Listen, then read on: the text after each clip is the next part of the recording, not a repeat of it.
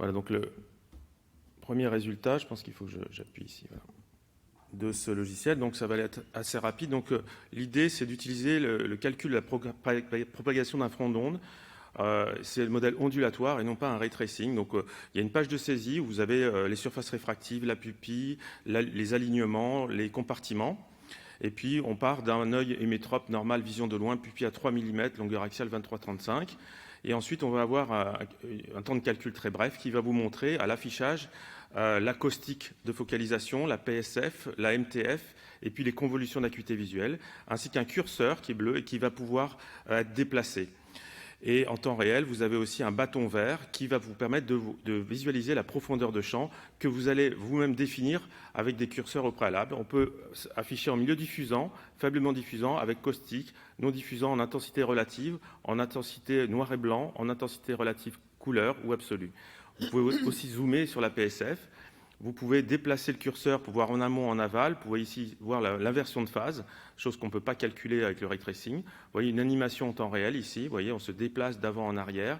On va aller chercher, on choisit l'affichage le plus pertinent. La barre verte, c'est la profondeur de champ que vous avez définie. Nous, on l'a définie par défaut pour 20% de la PSF.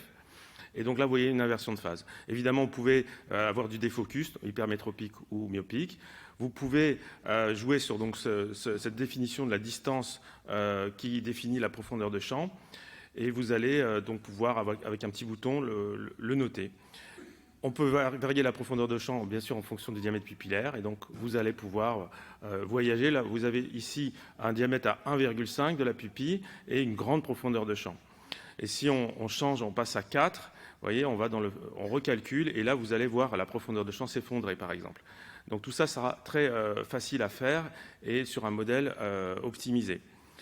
Alors vous avez aussi possibilité de faire varier la sphéricité cornéenne avec le Q. Là, on est passé ici d'un delta Q qui est plus important. Et donc vous allez aussi faire des cornées oblates éventuellement avec plus 0,6 ici.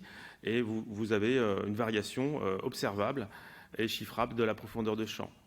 Donc c'est intéressant. On peut aussi faire varier le décentrement, donc l'angle kappa ou l'angle alpha, on pourra faire les deux, et voir arriver de la coma.